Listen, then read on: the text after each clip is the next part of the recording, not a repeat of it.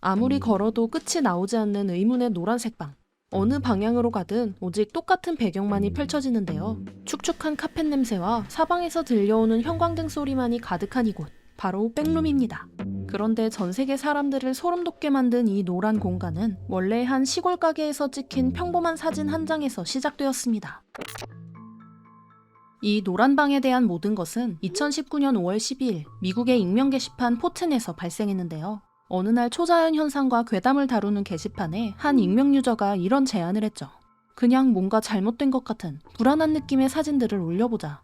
그러자 한 유저가 이 모든 일의 시초가 된 사진 한 장을 올립니다. 노란 벽지가 끝없이 이어진 낡은 카펫이 깔린 텅 빈 사무실 사진이었는데요. 형광등이 윙윙거리는 소리가 들릴 것만 같은 분명 어디선가 본 듯하면서도 어딘지 모르게 어긋난 느낌을 주는 사진이었죠. 우리는 사람이 있어야 할 공간이 텅 비어있을 때 묘한 불안감을 느끼게 되는데요. 새벽 4시에 빈 학교 복도, 손님 없는 한밤중의 패스트푸드점, 폐장한 쇼핑몰의 통로 같은 풍경이죠. 이런 감각을 부르는 이름이 따로 있는데 바로 리미널 스페이스라는 개념입니다.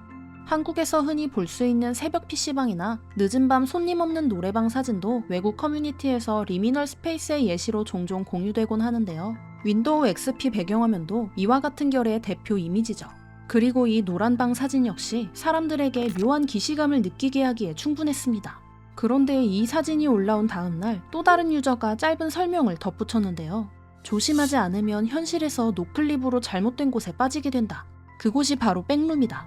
노클립이란 게임에서 캐릭터가 벽이나 바닥을 통과해버리는 치트 명령어인데요. 즉 현실의 벽을 게임 버그처럼 뚫고 떨어지면 도착하는 공간이 백룸이라는 설정이었습니다.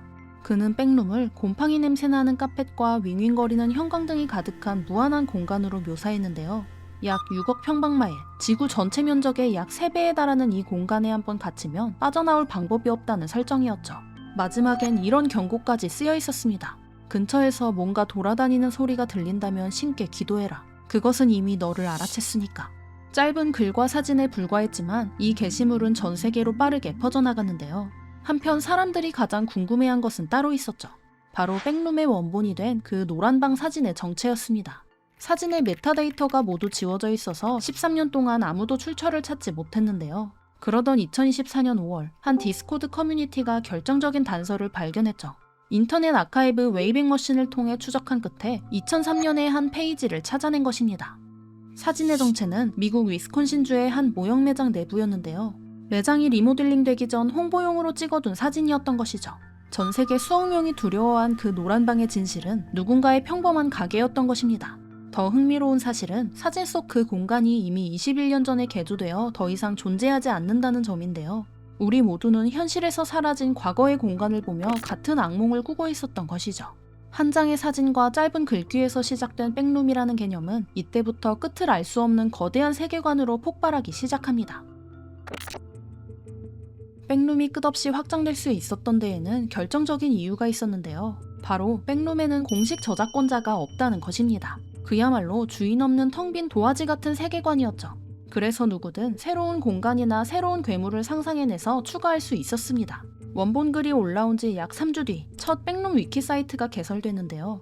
이곳에 누군가 새로운 설정을 써서 올리면 다른 유저들의 투표를 거쳐 정식 설정으로 등재되는 시스템이었죠. 백룸이라는 세계는 크게 3가지 개념으로 구성됩니다. 첫 번째는 레벨. 백룸은 단순히 노란방 하나가 아니라 무한히 많은 층으로 이루어진 공간이죠.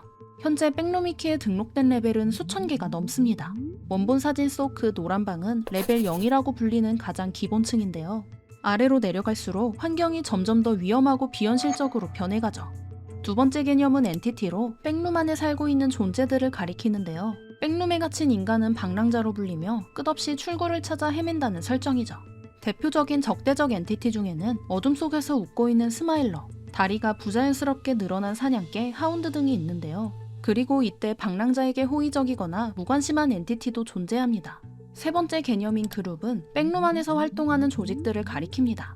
백룸을 연구하는 가상의 연구소부터 무장한 군대까지 수많은 그룹이 있죠.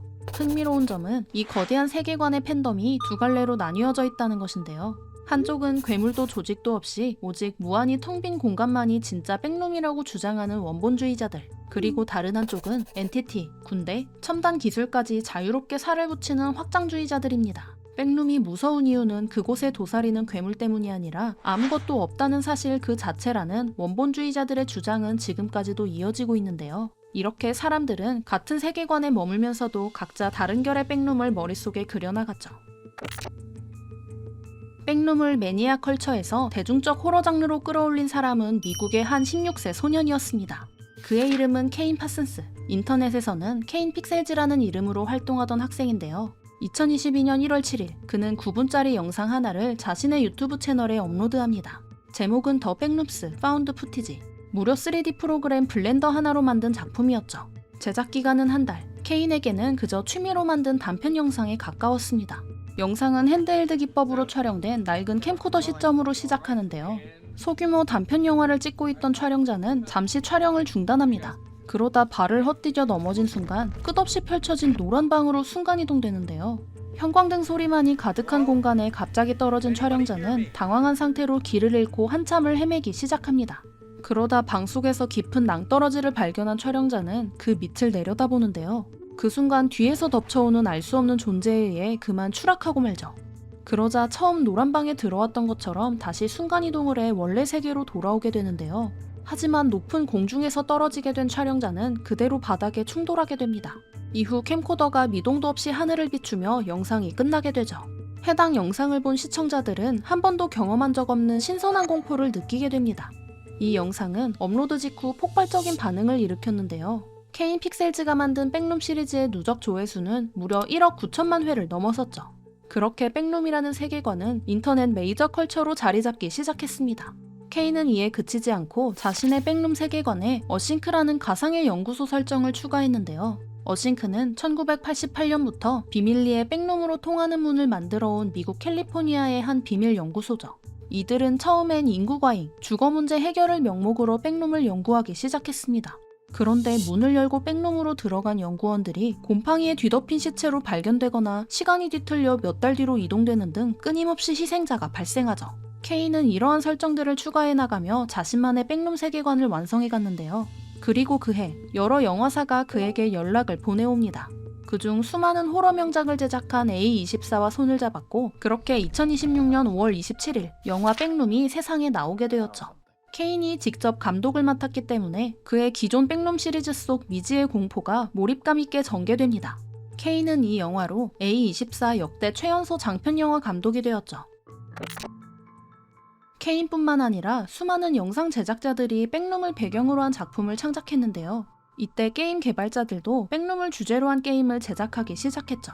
가장 대표적인 작품은 2022년에 출시된 이스케이프 더 백룸인데요. 30개 이상의 레벨과 12종의 적대적 엔티티가 등장하는 이 게임은 백룸 게임 중 가장 큰 팬층을 거느리고 있습니다. 또 다른 인기작 인사이드 더 백룸은 최대 4인 협동 퍼즐을 풀며 백룸에서 탈출하는 방식으로 좋은 반응을 얻었죠. 그리고 풀스는 백룸 레벨 중 타일과 물로 가득한 층을 테마로 한 탐험 게임인데요. 적대적 엔티티나 어려운 미션 없이 그저 백룸을 산책하는 내용이라서 오히려 실감나는 체험이 가능한 게임입니다. 이런 게임들은 영상으로만 보던 백룸을 직접 걸어다니며 체험할 수 있게 해주었죠. 그리고 백룸이 주목받던 비슷한 시기 함께 떠오른 또 다른 미학적 흐름이 있었는데요. 바로 드림코어라고 불리는 장르입니다. 드림코어는 흐릿한 파스텔톤 배경과 어디선가 본 듯한 몽환적인 요소들, 즉 꿈과 현실의 경계에 있는 듯한 분위기를 가리키는 표현인데요. 이는 백룸이 등장하기 전인 2010년대 후반부터 텀블러 같은 사이트에서 조용히 자라나던 장르였죠. 그런데 백룸과 드림코어 모두 리미널 스페이스라는 같은 뿌리에서 갈라져 나왔기 때문에 백룸이 인기를 얻으며 자연스럽게 드림코어도 주류 문화로 떠오른 것이죠. 다만 백룸이 아무도 없는 공간이 주는 공포를 다룬다면 드림코어는 아무도 없는 공간이 주는 묘한 위안을 다룬다는 차이가 있는데요. 2025년 1월에는 이 드림코어 미학을 그대로 옮긴 드림코어라는 게임이 출시되어 큰 화제를 모았죠. 푸른 풀룸, 텅 빈 호텔 로비, 안개 낀 놀이터 같은 공간을 그저 걸어다니기만 하는 이 게임은 수많은 플레이어들의 관심을 사로잡았습니다. 그렇게 백룸은 드림코어와 어우러지면서 인터넷 유저들 사이 하나의 거대한 비주얼 장르로 자리 잡혔죠. 백룸이라는 세계가 수면 위로 올라온 뒤 이 세계관을 파는 팬들에게는 한 가지 기묘한 습관이 생겼습니다. 바로 일상의 평범한 풍경 속에서 백룸 코어를 찾아내기 시작한 것이죠. 손님 없는 마트나 새벽의 공항 대합실, 끝없이 이어진 호텔 복도 같은 사진들이 SNS의 백룸 또는 리미널 스페이스의 예시로 공유되고 있는데요. 틱톡에는 관련 태그가 붙은 게시물이 수천만 개 이상 올라와 있기도 하죠. 일상 공간에서 느끼던 막연한 불안감이 이제는 구체적 장르가 된 것입니다. 결국 우리 모두의 경험과 상상력이 이 끝없는 공간을 무한히 늘려가고 있는 것이죠.